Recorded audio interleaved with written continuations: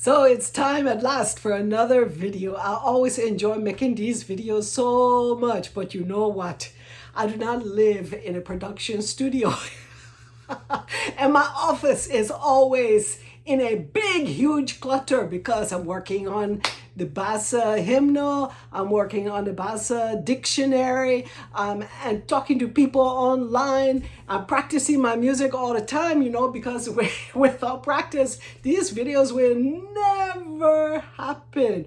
I'm singing Bassa songs now that I never used to sing before. Never. I heard them in church, and of course we sang them in church, but to sing it solo, with everybody listening to it, and now I'm adding the words there. I can't make mistake because if I make mistake, you will see the mistake in the words. In fact, several of the songs I have to redo them because the mistakes are there. Anyway, all that to say, my videos are slow in coming out, but I thought of something today. I have to come on and make a little video and talk about it, and that is about music and the role that music played in my life in Liberia. I do have my auto harp here, but I don't know if I'm going to even get to play it in this actual talk. I will probably make a recording another time about the song I want to play. But today I want to talk about music because they're in a bush. In a bushel. If you go online and you see my picture of the Liberian Inland Mission at Charlottetown, the aerial view, there's one little yellow airplane there, and the aerial view coming down, the bush is thick and big.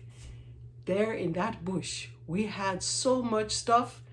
It was the dream of my father and other people around him that made it possible. And today I look at my own life and I say, what? If I want something, if it's not in the store, or if I can't afford it, my dream dies. Is that the same thing for you sitting there in the bush? This story is for you. There in the bush, my father decided he needed an airport because unless there was a good airport, the airplane would never come and bring help from outside.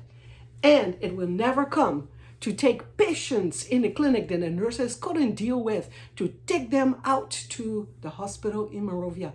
So he made it his number one passion to build a good airport. And at River Cess Charlottetown Mission, I tell you, the pilots would tell us, what? This airport is flat and smooth.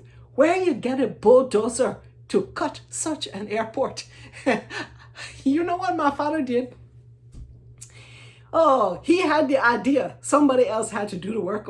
So the real heroes in this, of course, my father had the idea, but the real heroes are the ones who did it.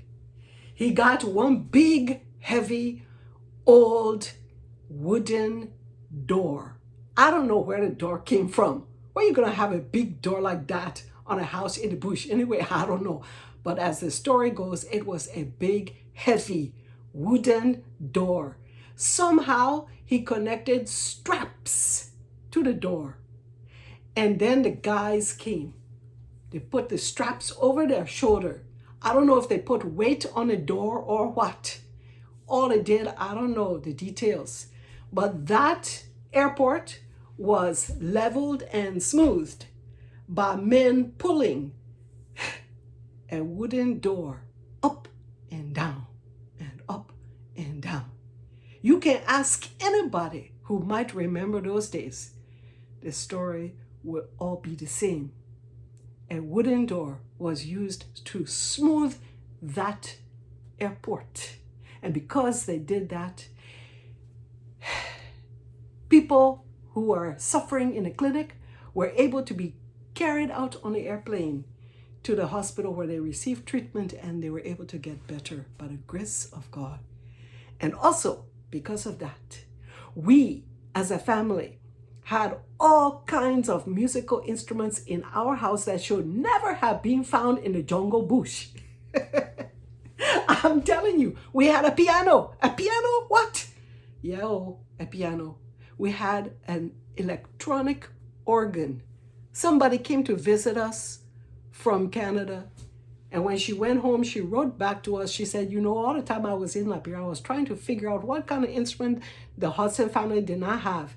She said, I didn't see an electronic organ. I know they have generator at nighttime for 2 hours or 3 hours maybe. She said, I'm going to get them an electronic organ. She took it to the store. She had them specially treat it for the tropics.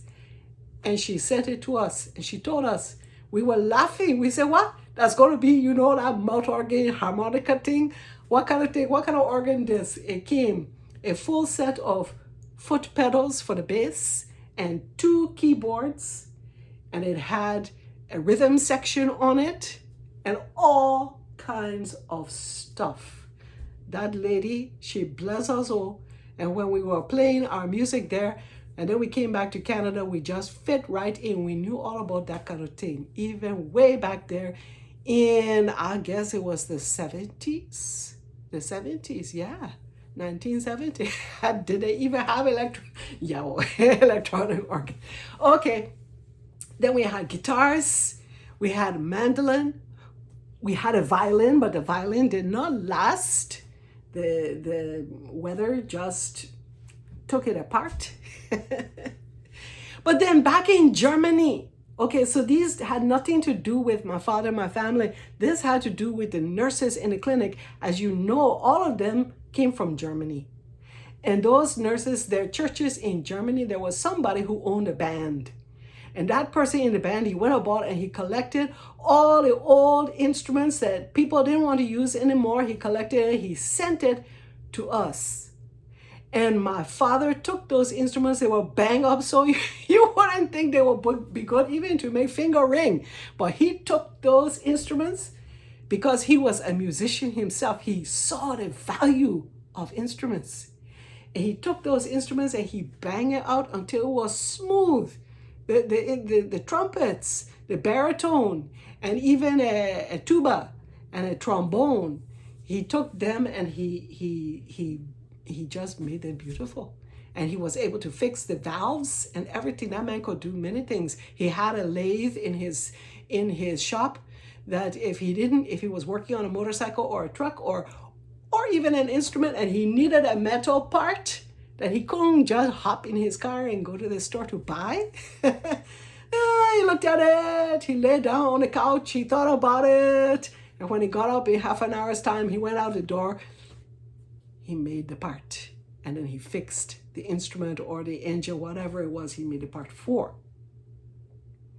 All the music would not have happened if it wasn't for the airport. The airport would not have happened if it wasn't for those willing arms to pull the door up and down the airport. What for? So something could land there out of the sky that they had never seen. Because I'm telling you, this went way, way, way, way, way back in the day. This was not in the 60s. This was like before. Yeah, it's wonderful. It's wonderful to think about it. Okay, so let me just talk about the auto harp. I don't want to touch my camera. You know, sometimes the camera is good for me and then sometimes it doesn't do what I wanted to do. I got it sitting here today and so I'm not going to move it, but this is my auto harp. All right. I was very surprised to think about the auto harp. In fact, I had forgotten I had an auto harp in Africa until one girl who was a missionary's daughter, she said to me online, she said, what do you mean you're just learning how to play the auto harp? You had one in Africa and you played it great back then. I said, what? How can that be? And then I remembered, yeah, we did. We had an auto harp back in the day. And it was my father again who brought it to us. I said, well, where did he get it from? Where did he get it from? And then one day, I was talking to Mary Clark. They used to be missionaries on the OBS mission down in River Cess. Not the same mission with us, but the Pentecostal mission that was not too far away. And she told me when she saw my auto harp online, she said, oh, that's so beautiful to see that. My husband, Leroy Clark, he used to love to play his auto harp. When I read that comment on Facebook, I stopped. I said, aha, So I wrote to Mary quickly. I said, Mary, what happened to Leroy's auto harp? She said, well, I don't know really. I think maybe it's spoiled. Okay, problem solved, puzzle made complete. If something is spoiled, you put it in my father's hand and he will fix it. Oh, he will fix it somehow. So I'm sure our auto harp came from Mr. Leroy Clark at OBS Mission. Yeah, and that's where I first started to learn how to play. The song I want to play for you is on the auto harp. It's not a basso song, it's not even a hymn, but I will play it another time. Just in closing this video about music, I want to put the camera down so you can see my old shirt, okay? I got this shirt a couple of years ago. So to me, it's an old shirt now because I'm wearing it so much. I wear it all over the place. I like this shirt. I like it because it advertises the Liberia Youth Orchestra. Oh, I moved my camera and now it doesn't want to do what I wanted to do. But anyway, it advertises the Liberia Youth Orchestra. They were active in Liberia for several years. Then something happened. I don't know what. You know, in life, things happen. This goes right for a long time and then something goes wrong and you try to fix it and everything gets put on hold. But the last thing I heard was that I think the lady who ran the orchestra, she was a pastor's wife in the States, I believe.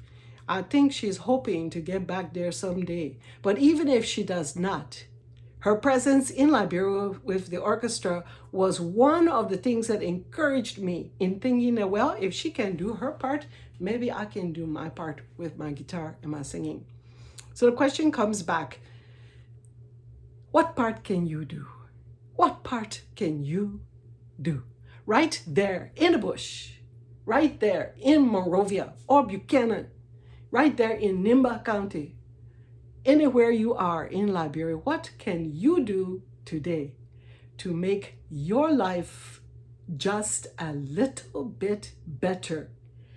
And even more that, to make the life of people around you a little bit better.